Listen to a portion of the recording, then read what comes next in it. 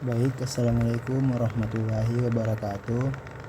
Perkenalkan, saya Muhammad Al-Ghifari, mahasiswa Universitas Negeri Makassar, Prodi Pendidikan Teknik Elektro angkatan 2025 dengan nomor induk mahasiswa 2502045000014. Jadi, di video kali ini saya akan mengerjakan dan menjelaskan materi tentang diferensiasi parsial 1. Bisa kalian lihat tugas yang pertama itu turunan parsial campuran Z sama dengan 5x pangkat 3 tambah 3x kuadrat Y min 4y pangkat 3. Yang disuruh itu tentukan turunan parsial pertama terhadap X dan Y, dan turunan parsial kedua terhadap X dan Y. Jadi yang ketiga turunan campuran, bisa kalian lihat sendiri. Jadi kita langsung ke jawabannya.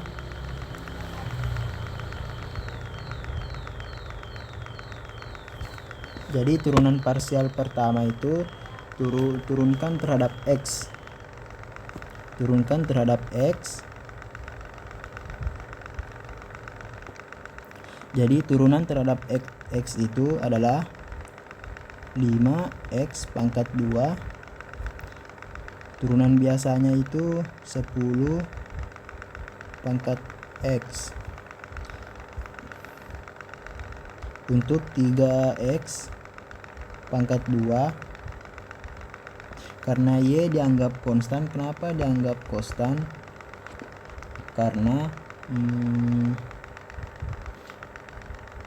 turunan parsial itu mengubah satu variabel yang lain tetap. Jika sebuah fungsi juga banyak variabel, misalnya Z f x y, turunan parsial terhadap X berarti kita hanya melihat bagaimana Z berubah ketika X berubah, sementara variabel lain Y tidak ikut berubah. Agar kita bisa mengukur pengaruh X saja, Y dianggap tetap atau konstan. Karena Y dianggap konstan, anggap koefisien 3Y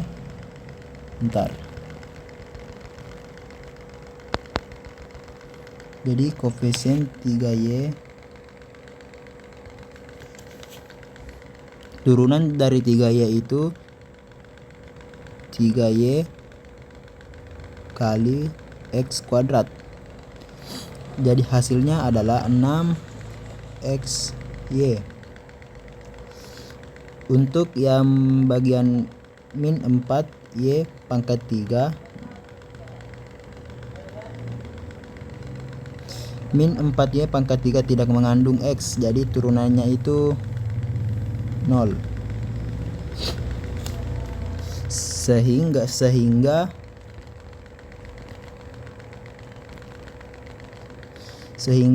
dx dz hasilnya itu 10x ditambah 6xy. Nah, ini hasil dari turunan parsial pertama terhadap X. Kita lanjut yang turunan terhadap Y. Untuk 5x tidak mengandung Y, jadi turunannya itu 0. 5x turunannya itu 0. Untuk 3x kuadrat Y, turunan terhadap Y itu adalah 3x kuadrat, karena X kuadrat dianggap konstan.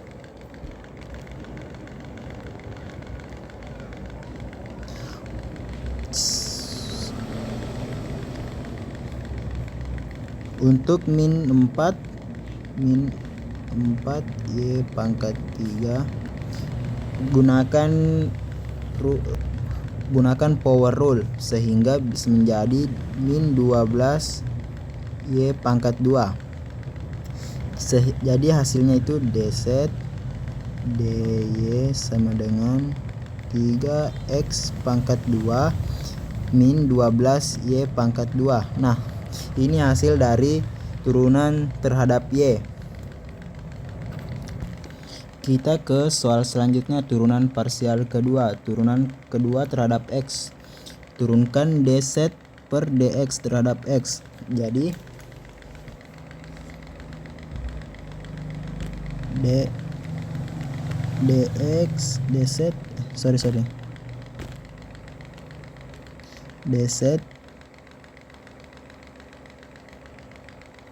per dx dz 10x plus tambah 6xy. 6xy nya ini turunkan terhadap 6y atau y konstanta.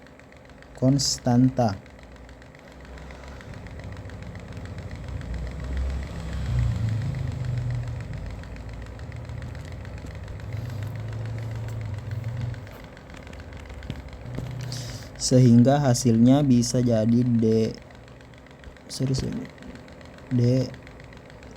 pangkat 2 set per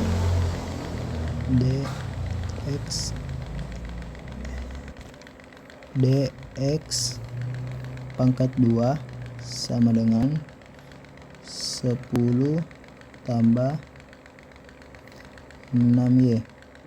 Ini tadi hasil dari turunan parsial kedua terhadap X. Kita ke turunan kedua terhadap Y. Turunan kedua terhadap Y, dz X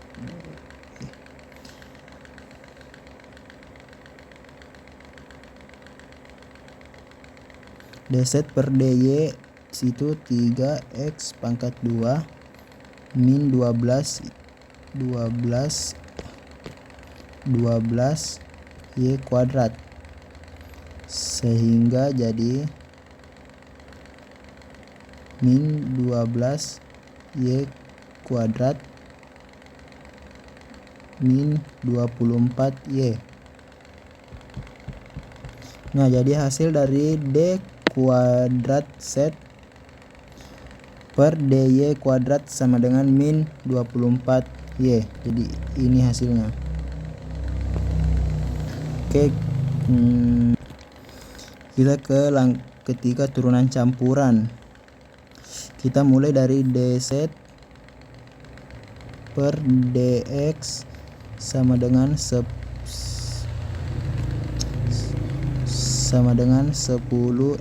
tambah 6xy, lalu turunkan terhadap 10x ini 0 karena tidak mengandung y, jadi 6x y 6x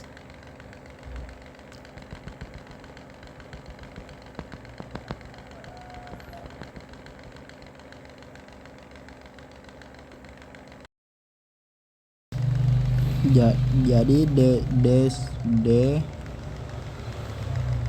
pangkat 2 set per dy dx sama dengan 6x.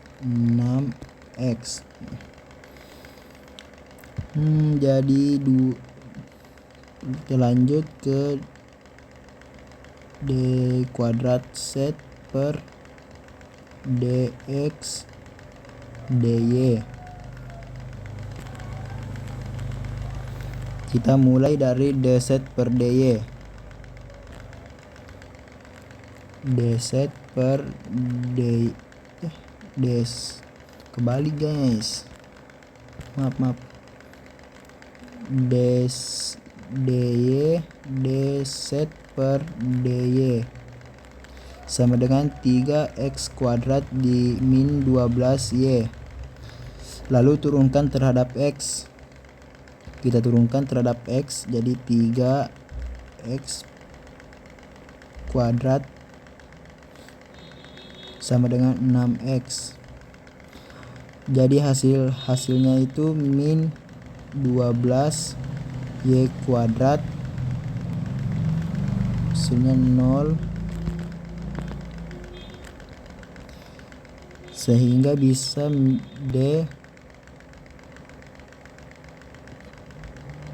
dx dy sama dengan hasilnya itu 6x. Nah, ini hasil dari masih belum hasil akhir sih. Kita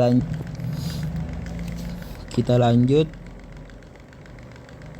d kuadrat z per dx dy sama dengan 3x kuadrat min 12y kuadrat.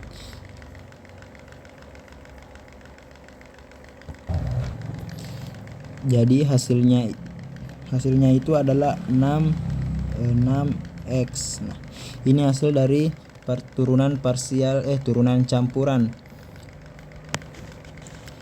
Kedua turunan campuran itu sama dengan 6x karena apabila fungsi set x, y memiliki turunan parsial kontinu atau cukup mulus pada daerah yang dipertimbangkan, maka itu akan berlaku teori Clairaut atau Skyward yang menyatakan urutan diferensiasi kedua tidak ada pengaruh sama sekali, sehingga d kuadrat z per dx dy sama dengan d kuadrat z per dy dx.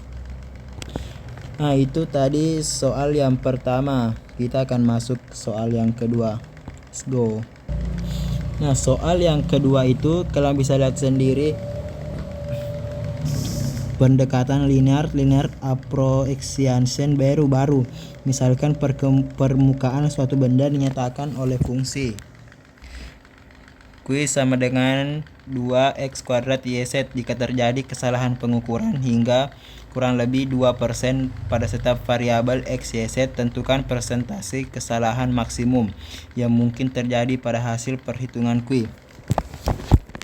Kita langsung saja ke penjelasannya. Diberi Q. Jadi tadi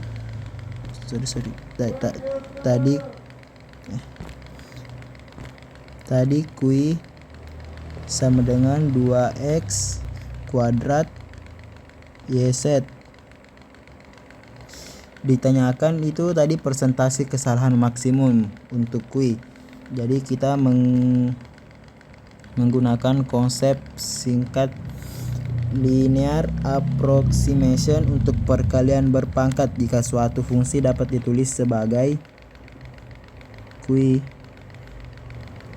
K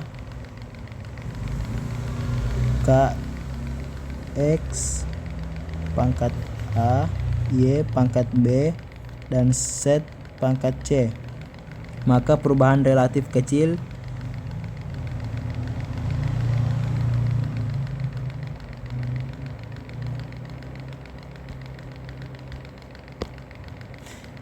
per Q dapat didekati oleh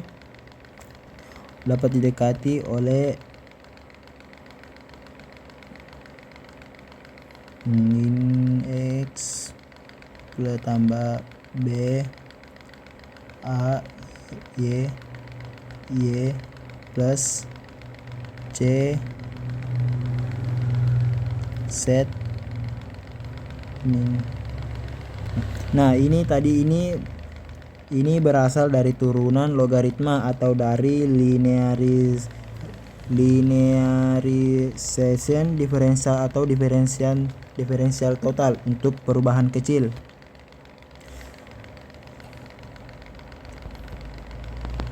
Kita tetap terapkan pada Q.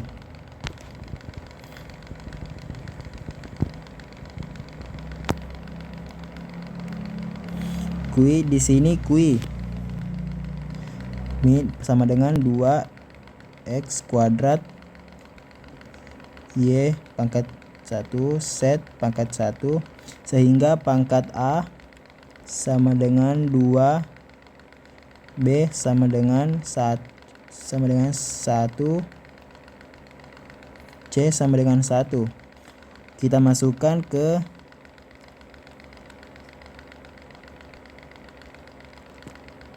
sama dengan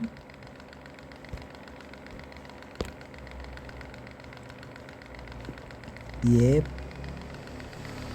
pangkat per U sama dengan Z per Z. Jawabannya itu jawabannya adalah 0,02. Kita ubah ke persen, berarti 0,02 diubah ke persen jadi 8%. 8%.